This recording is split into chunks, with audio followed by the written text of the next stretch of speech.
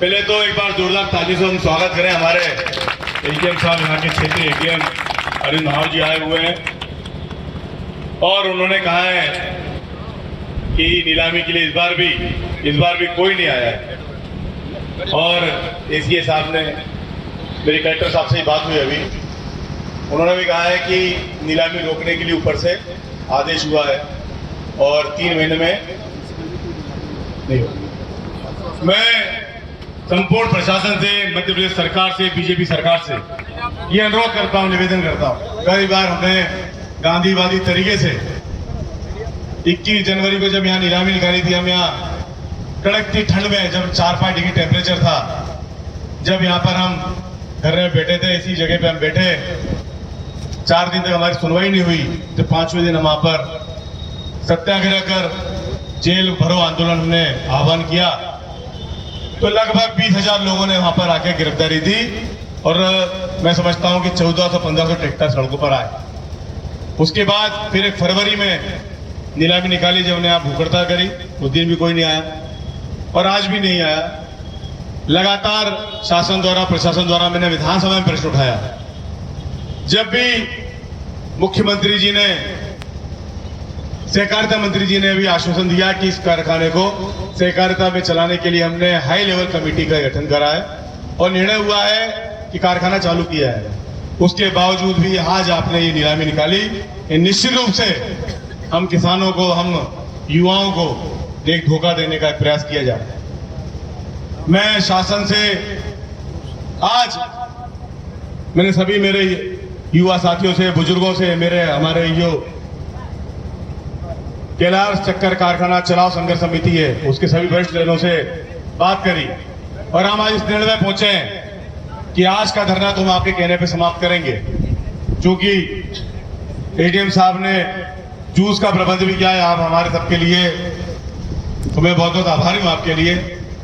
लेकिन अगर आपने आज के बाद कोई भी नीलामी निकाली तो सड़कों पर वो आंदोलन किया जाएगा जो इतिहास में दर्ज होगा। हमारा 21 जनवरी का भी आंदोलन इतिहास में दर्ज है कि किस तरीके से हजारों किसानों ने आकर सड़कों को बंद कर दिया।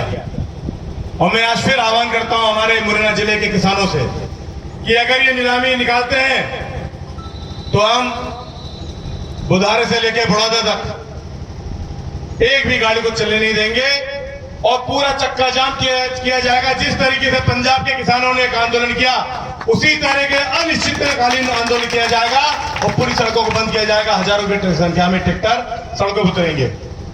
साथियों, आप सब यहाँ पर हम जब बुलाते हैं, किसी ने कहा, अभी पत्रकार महोदय आए, उन्होंने कहा कि यहाँ पर आप एक नाटक कर रहे हैं, हर बार आप लोग इसको मुद्दा बना के अपनी राजनीति रोटी सेकते हैं। इस 47 डिग्री टेम्परेचर में मेरे पुलिस के मित्र यहाँ पे खड़े हुए हैं, उनको भी धन्यवाद, साधुवाद कि वो भी अपनी ड्यूटी यहाँ पर दे रहे हैं। कोई नहीं चाहता इस 47 डिग्री टेम्परेचर में कहीं बैठना। बुजुर्ग और यहाँ बैठे हुए हैं, कोई नहीं चाहता। 3-4 डिग्री टेम्परेचर में भी यहाँ बैठे हुए थे, कोई नहीं चाहता। अपने घर में बढ़िया रजाई ओढ़ के सो सकते थे, बढ़िया एसी कूलर लगे हुए घरों में सो सकते थे। बड़ी दूर दूर से हमारी माता बहनें आई हैं, देखिए किस तरीके से पसीने से सराब हो रहे हैं। मुरैना से मेरी बहनें आई हैं, जौरा से मेरी बहनें आई हैं। कोई अपने मन से बैठा है, यहाँ हम बैठे हैं हमारे किसानों की मांगों के लिए। और ये कोई स्वांग, ये नाटक नहीं रचा जा रहा है, ये आपकी हर धर्मिता है। किस तरीके से आपने लगातार 15 सालों से हमारे किसानों को ठगा है, बेवकूफ बनाया है, झूठ बोला है।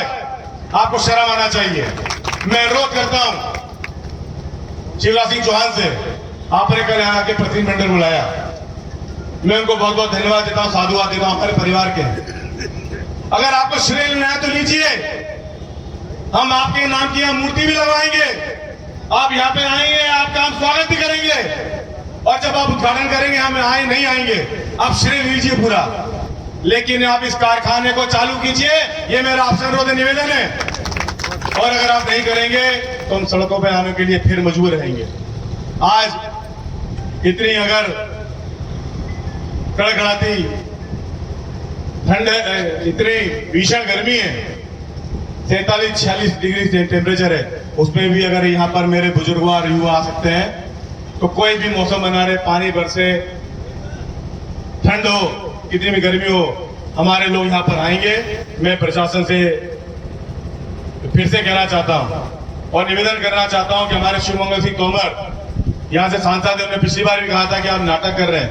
आपने इस नीलामी को रोकने के लिए कितना प्रयास किया। मैं मेरे मीडिया के साथियों से निवेदन करूंगा कि जाके पूछिए उनसे कि जो नीलामी हो रही है तो विरोध क्यों नहीं करते हैं। हमारे मुख्यमंत्री जी यहाँ पर आए कृषि उपज मंडी में मुरैना में, उन्होंने वो घोषणा करी कि हम 1-1 रुपए बकाया देंगे, जिस तरीके से हमने हुकुमचंद मिल का दिया है। आपने क्यों नहीं दिया? आज 6 महीने हो गए। हमारे केंद्रीय मंत्री ज्योतिरादित्य सिंधिया जी यहाँ पर आए कई बार, आपने घोषणा करी। मेरा आप सबसे बिना किसी राजनीतिक विद्वेष से ये अनुरोध है, निवेदन है, करबद्ध अनुरोध है कि आप हमारे किसानों के चेहरों को देखिए। 15 सालों से आपकी तरफ उम्मीद की किरण लगाए बैठे हुए हैं, लेकिन अगर आप सुनवाई नहीं करेंगे तो हम मजबूर रहेंगे।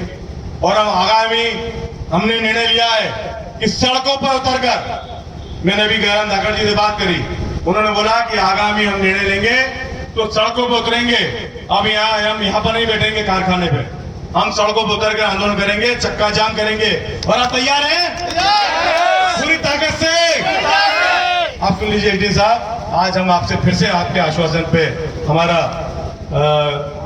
उपवास समाप्त करते हैं और आपसे अनुरोध करते हैं कि आप अपना जो आपने ऊपर से निर्देश लेके आए सबके सामने बताएं। और ये भी आप ऊपर वालों को निर्देश ये भी बता दें कि अगली बार आपने नीलामी निकाली तो यहाँ पे सड़कों पे इतना बड़ा आंदोलन किया, 10,000 ट्रैक्टर लेके पंकज उपाध्याय अपने साथियों के साथ उतरेंगे, सर्वदलीय, अशोक तिवारी जी, महेंद्र मिश्रा जी, गैराम धाकड़ जी और सभी लोग रहेंगे। सबसे पहले तो आपके इस संघर्ष को नमन। मैं प्रशासन के प्रतिनिधि के तौर पर यहाँ आया हूँ और जो विषय जिसके लिए आप यहाँ संघर्ष कर रहे हैं उसी के संबंध में आपको जानकारी देना चाहता हूँ। इस मिल की तरफ से लगभग 54-55 करोड़ की देनदारियाँ लंबित हैं, जिसमें कुछ किसान बंधु हैं, कुछ यहाँ के पूर्व कर्मचारी हैं। तो इसी दायित्व को समझते हुए माननीय उच्च न्यायालय ने पहले आदेश किया था कि इनके देनदारियाँ जितने भी हैं उनका निराकरण किया जाए। इस दिशा में शासन की तरफ से पहल करते हुए जो मिल की अतिरिक्त भूमि थी लगभग यहाँ से 3 किलोमीटर की दूरी पर, जिसमें मिल का मेन कैंपस संचालित नहीं था, उसके लिए प्रयास किया गया था। 3-4 बार, मेरे ख्याल से 5वीं बार विज्ञप्ति जारी करके नीलामी की प्रक्रिया की गई थी। क्योंकि जो भी कारण रहा हो, क्योंकि एक खुली निविदा प्रक्रिया थी, उसके अंतर्गत लोगों को उसमें रुचि नहीं दिखी, उस नीलामी प्रक्रिया एक तरीके से पूरी तरह विफल रही, कोई नहीं आया। चूँकि देनदारियाँ जिनकी लंबित हैं वो भी कहीं ना कहीं इसी मिल के सदस्य, इसी परिवार के सदस्य हैं और देनदारियों को चुकाना भी एक शासन का फर्ज है। इसी दिशा में अभी जो वर्तमान की स्थिति में आपसे उसको अवगत कराना चाहता हूँ। इसके लिए माननीय जो कोऑपरेटिव सोसाइटी डिपार्टमेंट के एसीएस साहब हैं उनकी तरफ से पत्र दिया गया है। चूँकि नीलामी सफल नहीं हो पा रही है, इसके लिए शासन इस मिल को खुद, मिल की जितनी संपत्ति है उसको खुद अधिग्रहण करके जितनी देनदारियां हैं उसको कैबिनेट कमेटी में रखकर इस प्रस्ताव यहाँ से दिया गया है, माननीय उच्च न्यायालय ने इसके लिए 3 महीने का समय दिया गया है।